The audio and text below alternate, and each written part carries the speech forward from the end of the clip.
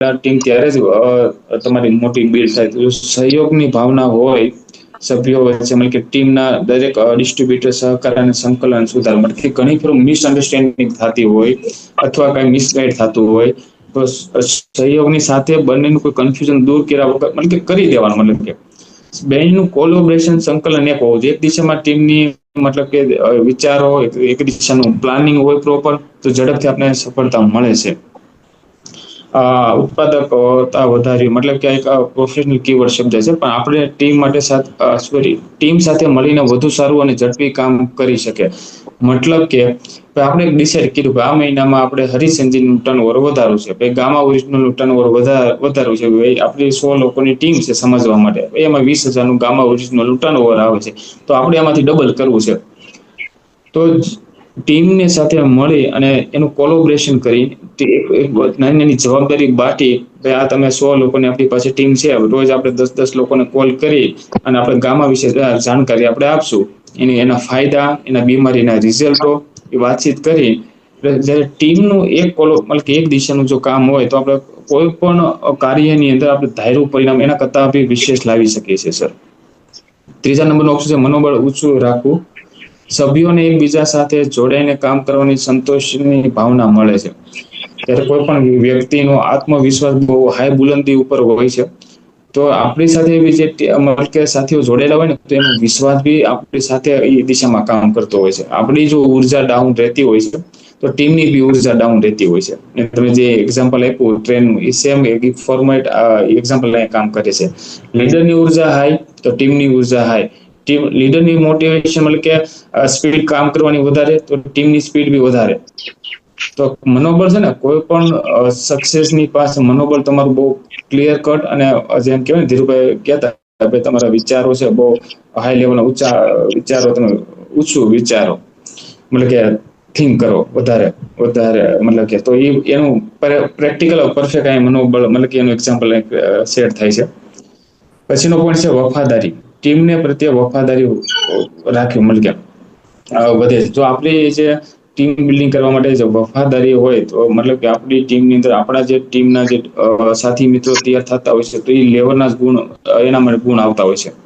આપણી જો ઇમેજ ખરાબ થઈ આપણી ટીમની અંદર, કોઈ જેને કહેવાય કોઈ આપણે કોઈ ફંડ કાઢવાનું આવ્યું કે આપણો ભાગ લેવાનો આપણો હિસ્સો આવતો હોય દેવાનો, આપણે ત્યાં નથી દેતા, તો ટીમ બી નજર રાખતા હોય છે. તો બહુ સરસ આ છે વફાદારી. તો આપણે જેટલું ઈમાનદારીથી આપણે ત્યાં પ્રેઝન્ટ રહેવું, આપણું કામ કરશું, તો ટીમ બી આપણામાંથી શીખે છે. તો ટીમ બિલ્ડિંગ માટે ઘણા બધા પોઈન્ટો છે, પણ એ થોડા ધ્યાનમાં રાખ્યા છે. બીજું છે કોમ્યુનિકેશન સ્કિલ. તમારે સ્કિલ, વાત કરવાની કળા કેવી હોવી જોઈએ, કારણ કે આખો દિવસ બહુ સરસ એક શબ્દ શીખવા આપણે કહે છે કે આ દુનિયાની અંદર આખી શબ્દની માયાજાળ છે, શબ્દની ગેમ છે. તો તમે ટેલિફોન, હું તમને 2 એક્ઝામ્પલ આપું પછી શરૂઆત કરી. જ્યારે તમારે પાસે ક્રેડિટ કાર્ડના ફોન આવતા હોય, કોઈ કારવાળા ઇન્સ્યોરન્સ કારવાળા ફોન આવતા હોય છે, તમે હોમ લોન માટે કોલ આવતા હોય છે, તો એની તમે જે બોલવાની કળા, એની જે પીસ મતલબ કે જે તમે જોતા હોય છો, એટલી સટીક હોય છે અને તમને કન્વિન્સ કરી દે છે. 99% તમને કન્વિન્સ કરી દેતા હોય છે વસ્તુમાં. તો માર્કેટનો દુનિયાની અંદર સૌથી પહેલા ક્યારે પ્રોડક્ટ વેચાતી નથી, સેલ નથી થતી. આત્મવિશ્વાસ અને કોન્ફિડન્સ સેલ થાય છે. તમારી કળા શું છે. ભાઈ ટીસીજી બધી પ્રોડક્ટ બધા માટે સમાન બનાવેલી છે સાથીઓ. તો કોઈ વ્યક્તિ વધારે કોઈ સેલ કરે છે, વધારે મતલબ કે એનાથી પ્રોડક્ટ સેલ થાય છે, સેલિંગ કરે છે મહિનામાં, તો એ જ વસ્તુ આપણાથી નથી થતી.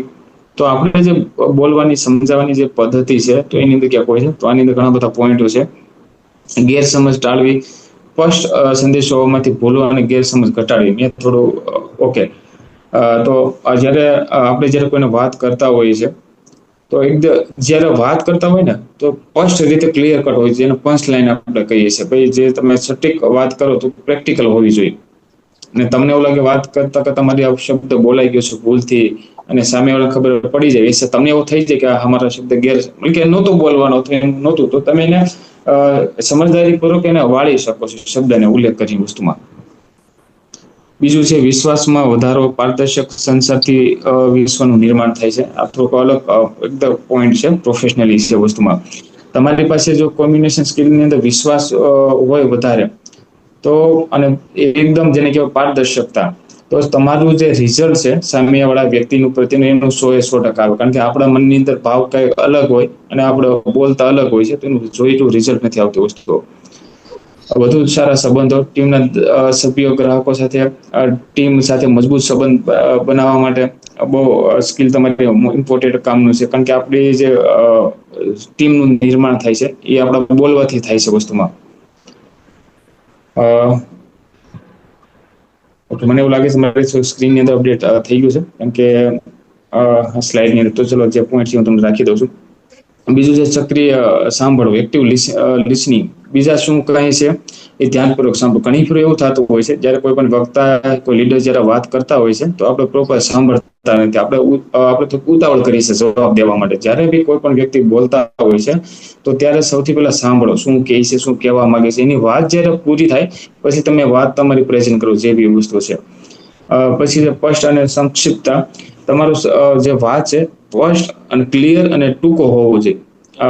જ્યારે બી આપણે જોઈએ છે, તમારે જ્યારે વારો આવે કોઈ પણ એસઓપીમાં ગમે ત્યારે કોઈ પણ તમને સવાલ પૂછવામાં આવે ને, એને એટલો જ સટીક તમે જવાબ આપવાનો પ્રયાસ કરો, વધારે નહીં. ક્યારે બહુ સારા વક્તાની મતલબ કે લીડરની નિશાની એ છે, તમને જેટલું પૂછવામાં આવે એટલો જ જવાબ તમે આપો તો સામેવાળા વ્યક્તિને બી ગમે છે વસ્તુમાં. આપણે એક આ ફિલ્ડની અંદર બહુ એક મોટી બીમારી એક લાગે છે, આપણી પાસે સાથે એટલું બધું નોલેજ હોય છે કે સામેવાળો વ્યક્તિ ખાલી એક પ્રોડક્ટ વિશે કઈ જાણકારી મેળવવા માંગતો હોય થોડુંક, તો આપણે એટલું બધું લેક્ચર આપીએ છીએ કે જાણે કે આપણે એક જ મતલબ કે આપણે એવો ભાવ છે કે આપણે એને બધું સમજાવી દઈએ, પણ લોકોની પરિસ્થિતિને ધ્યાનમાં રાખીને વાત કરવાની છે હંમેશા વસ્તુમાં. તો જેટલું પૂછે એટલું સટીક પંચ લાઈન જવાબ આપો.